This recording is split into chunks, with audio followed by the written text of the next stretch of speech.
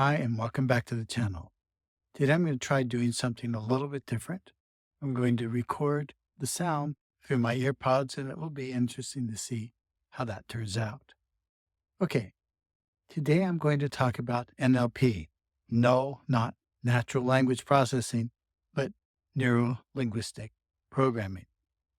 Neuro-linguistic programming was founded by two men, John Grinder and Richard Bandler. Richard Bandler was very involved in computers and computer science, and John Grinder is a linguist. They got together and they asked themselves the following question: why do some therapists get really good results despite the fact that they have different theoretical approaches? And they looked at prominent therapists like Virginia Satir, who's a very dynamic, or was a very dynamic family therapist. They looked at Carl Rogers, who focused on personal centered therapy. And they looked at Milton H. Erickson, who was probably the greatest hypnotherapist and actually the godfather of all short term therapeutic approaches we have today.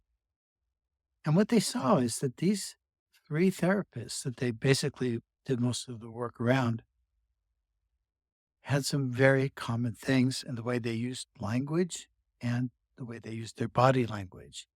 And what they did was they tried to extract these language patterns, and they extracted these body language patterns. And they wanted to see, if I use the same type of body language and verbal language, will I get the same kind of results? And lo and behold, both John Grinder and Richard Bandler became very good therapists.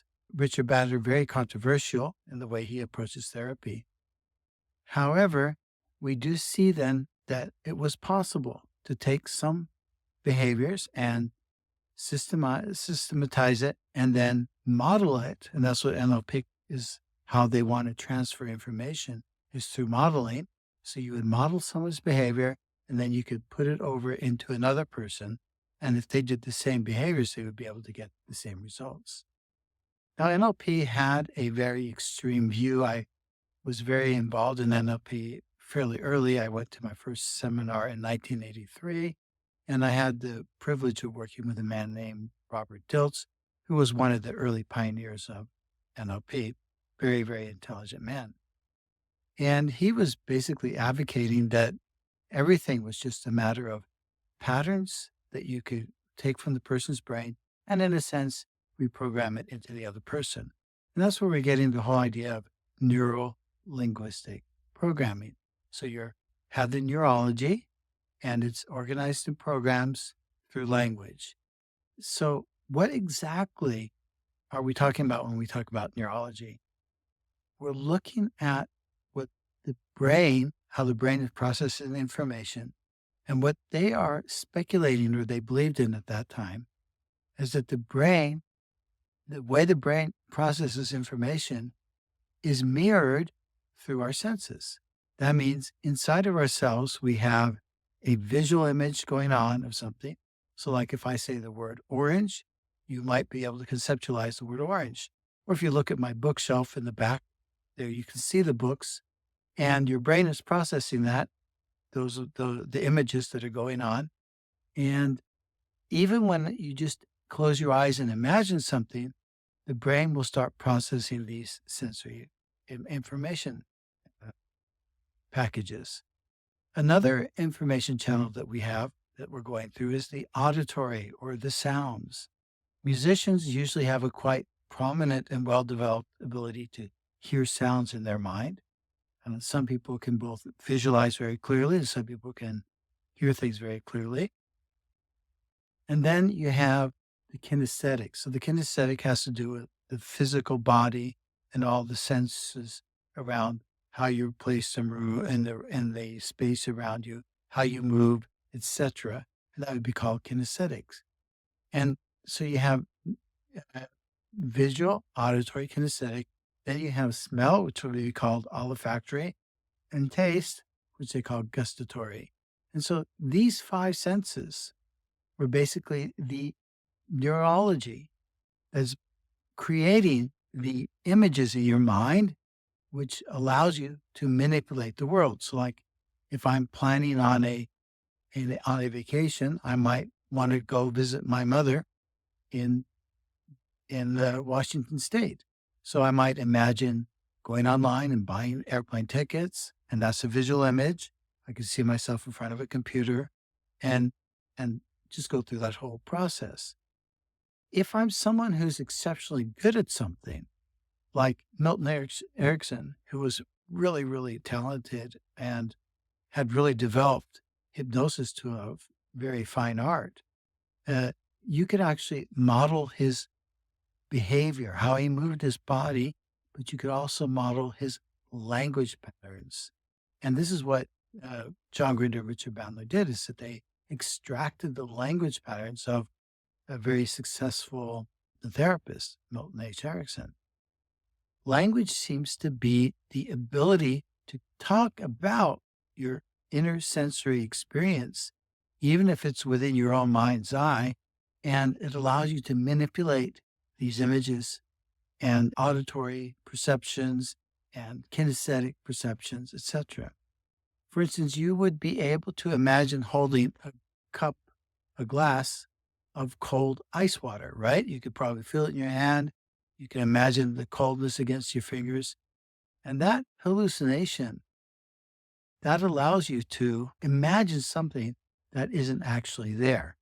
So I'm sure you could all probably do that, imagine that.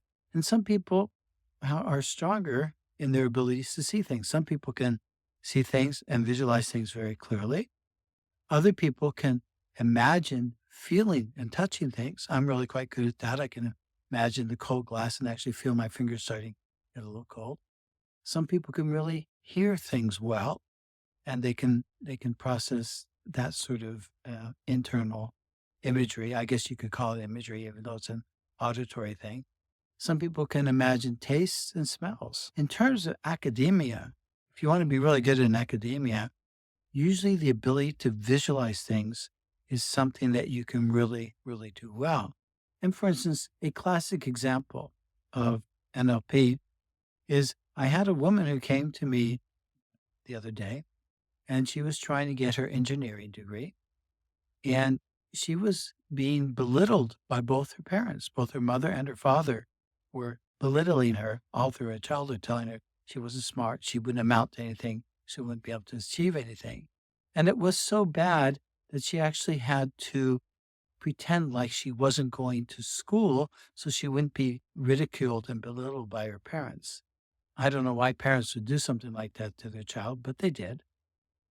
And while we were talking, I asked her, well, when you do an exam, how do you prepare for an exam? She said, well, I can usually just read the page and I'll like have a mental image of it.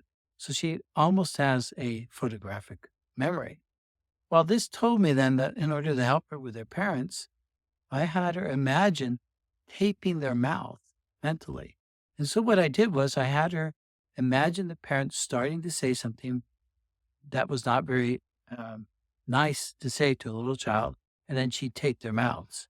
And like anything, when you repeat enough times, brain is going to start doing that automatically. And since she's very visual, it was quite easy for her to see that.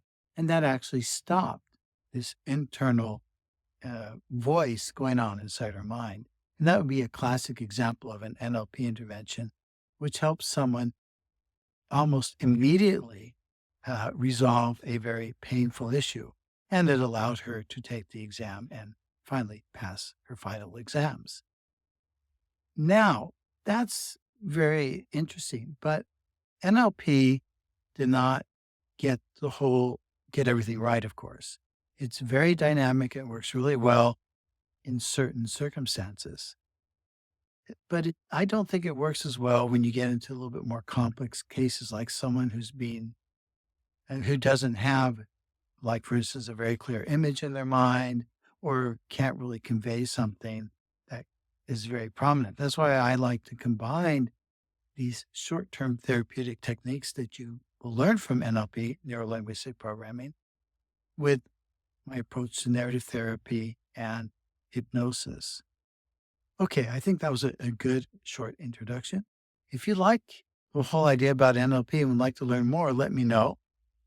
I am going to, in the future now, delve more into hypnosis. I think that's very fascinating. And I'm going to especially look at the work of Milton H. Erickson and go through some of his classic papers. I've been wanting to do that for years. So now I'm finally going to sit down, use AI, go through it, discuss it, analyze it, and share the results with you. So I'm really looking forward to that. Okay.